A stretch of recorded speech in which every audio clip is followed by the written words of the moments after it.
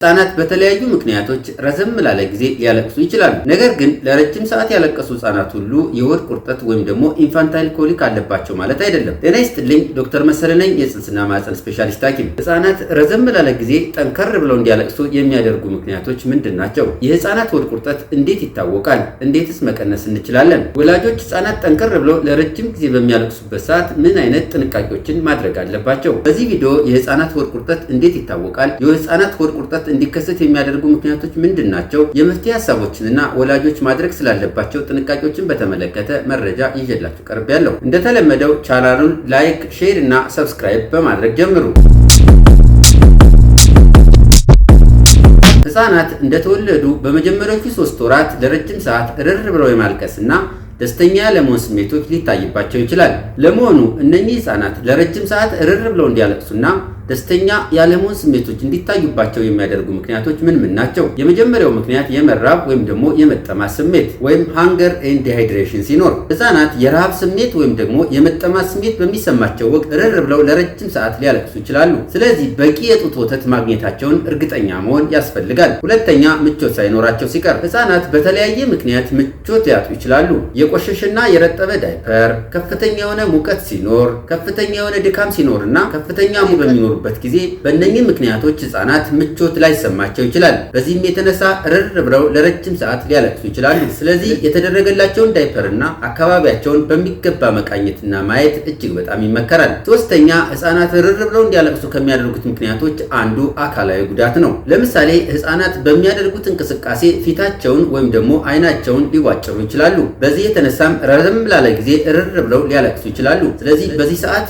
ወላጆች ልጆችን በሚገባ ማየትና የተለየ አካላዊ ጉዳት ደርሷባቸው ከሆነ እነኚህን ነገሮች ማየት እጅግ በጣም ይመከራል። አራተኛ፣ ህጻናት እርር ብለው እንዲያለቅሱ ከሚያደርጉት ምክንያቶች አንዱ የሆድ ድርቀት ሲኖር፣ በተለያየ ምክንያት ህጻናት የሆድ ድርቀት ይችላል። በዚህም የተነሳ ረዘም ላለ ጊዜ ሊያለቅሱና ሊነጫነጩ ይችላሉ። ሁለተኛ፣ ህጻናት ረዘም ላለ ጊዜ እርር ብለው እንዲያለቅሱ ከሚያደርጓቸው ምክንያቶች አንዱ ኢንፌክሽን በሚኖርበት ጊዜ ነው። የተለያየ ደረጃ ያላቸው ኢንፌክሽኖች ሲኖሩ፣ በዚህም የተነሳ ህጻናት ሊነጫነጩ፣ ሊረበሹና ሊያለቅሱ ይችላሉ። በተለይ ማልቀሱ የሙቀት መጨመር፣ የመነጫነጭ፣ የመልፈስፈስ ወይም ደግሞ ሌታርጂ የመሆንና ጡት የመጥባት ፍላጎት የሚቀንስና የሙቀት ስሜቶች አብረው የሚመጡ ከሆነ ኢንፌክሽን የመሆን እድሉ ከፍ ያለ ነው። የተለያዩ የኢንፌክሽን አይነቶች አሉ ሲሆን ለምሳሌ የአንጀት ኢንፌክሽን፣ የሳምባ ኢንፌክሽን እንዲሁም ደግሞ ሲስተሚክ ኢንፌክሽን ኦር ደግሞ ሴፕሲስ የምንላቸውና የተለያዩ የኢንፌክሽን አይነት ደረጃዎች ሊኖሩ ይችላሉ። ስድስተኛ፣ ህጻናት ረዘም ላለ ጊዜ እርር ብለው እንዲያለቅሱ ከሚያደርጉት ስድስተኛው ምክንያት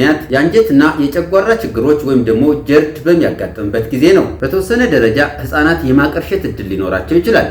ይህ እንግዲህ አብዛኞቹ ህጻናት ላይ የሚያጋጥምና ምንም አይነት ጉዳት የማያመጣ ሲሆን ማቀርሸት ብዙ ህጻናት ላይ የተለመደ አጋጣሚ ነው። ነገር ግን ከመጠን በላይ የሆነ ማቀርሸት፣ በተለይ ደግሞ ይህ ማቀርሸት ማስመለስ፣ መልፈስፈስ፣ የምግብ ፍላጎት መቀነስና ክብደት ለመጨመር መቸገር ካጋጠሙ ጀርድ ኦር ደግሞ የአንጀትና የጨጓራ ችግሮች ሊሆኑ ስለሚችሉ አስፈላጊውን ምርመራና ህክምና ማግኘት ይኖርባቸዋል። የህጻናት የአንጀት ስርዓት ስላልጠነከረና በኢሶፋገስና በጨጓራ መካከል ያለው መቆለፊያ ወይም ደግሞ ስፊንክተር ደካማ ስለሆነ ህጻናት የጠቡት ጡት ከጨጓራ ወደ ደረት የመመለስ እድል ሊኖረው ይችላል። ይህ ግን በአብዛኛው ህጻናት እያደጉ ሲሄዱ በራሱ የሚስተካከል ሲሆን አንዳንድ ህጻናቶች ላይ ግን ህክምና ሊያስፈልጋቸው ይችላል። በስምንተኛ የምናየው ህጻናት ረዘም ላለ ሰዓት እርር ብለው እንዲያለቅሱ ከሚያደርጉ ምክንያቶች አንዱ የህጻናት ሆድ ቁርጠት ኦር ደግሞ ኢንፋንታይል ኮሊክ የምንለው ነው። ህጻናት ያለምንም ምክንያት እርር ብለው ረዘም ላለ ጊዜ የሚያለቅሱ ከሆነ ኮሊክ ኦር ደግሞ ሆድ ቁርጠት የመሆን እድሉ ሰፊ ነው። የህጻናት ሆድ ቁርጠት በተለይ በ3ኛውና በ6ኛው ሳምንት አካባቢ የሚያጋጥም ሲሆን በዚህ ወቅት ህጻናት ያለምንም በቂ ምክንያት እርር ብለው ረዘም ላለ ጊዜ ሊያለቅሱ ይችላሉ።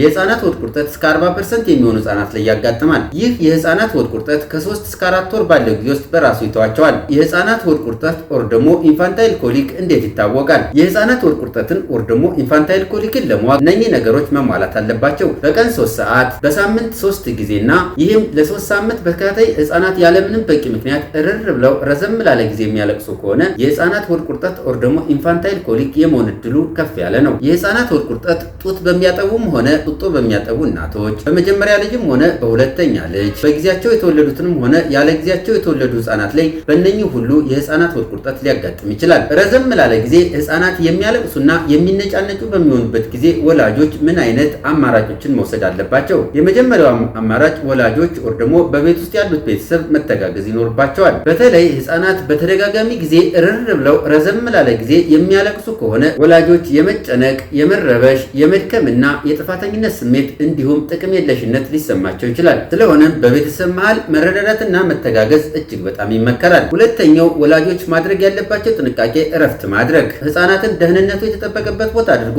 ለተወሰነ ጊዜ እረፍት መውሰድ ይመከራል። ብርድ ልብሶች፣ ትራስና አሻንጉሊቶች ህፃናትን ሊያፍኗቸው ስለሚችሉ ከህፃናት አጠገብ ራቅ አድርጎ እረፍት ማድረግ እጅግ በጣም ይመከራል። ሶስተኛ ወላጆች ማድረግ ያለባቸው ጥንቃቄ የእናት አመጋገብን ማስተካከል። በተለይ አለርጂ የመፍጠር እድላቸው ዝቅተኛ የሆኑ ምግቦችን ማዘውተር፣ ሃይፖ አለርጂክ ምግቦችን ማዘውተር እጅግ በጣም ይመከራል። እንደ ሩዝ፣ አፕል፣ ፓይናፕል፣ ሙዝ፣ ካሮት፣ ስኳር ድንች፣ የበግ ስጋ፣ የዶሮ ስጋ፣ ማር፣ ውሃና ስኳር እነኚህ ምግቦች አለርጂክ የመፍጠር እድላቸው ዝቅተኛ ስለሆነ እነኚህ ምግቦች ቢያዘወትሩ ይመከራል። በተቃራኒው እንደ ካፌን፣ ወተትና የወተት ተዋጽኦች እንዲሁም ደግሞ እንቁላልን ጨምሮ አለርጂክ የመፍጠር እድላቸው ከፍተኛ ስለሆነ ህፃናት እርር ብለው ረዘም ላለ ጊዜ የሚያለቅሱ ከሆነ ወላጆች እነኚህ ምግቦች ቢቀንሱ ይመከራል። ሌላው የመፍትሄ አማራጭ ደግሞ አካባቢ መቀየር። ህፃናት ያለምንም በቂ ምክንያት እርር ብለው ረዘም ላለ ጊዜ የሚያለቅሱ ከሆነ ወላጆች ህፃናትን ይዘው ለተወሰነ ጊዜ ቦታ እንዲቀይሩ ይመከራል። ኢንፋንት ማሴጅ። ምንም እንኳ በህፃናት ማሴጅ ላይ የተጠኑ ጥናቶች ባይኖሩም በዘርፉ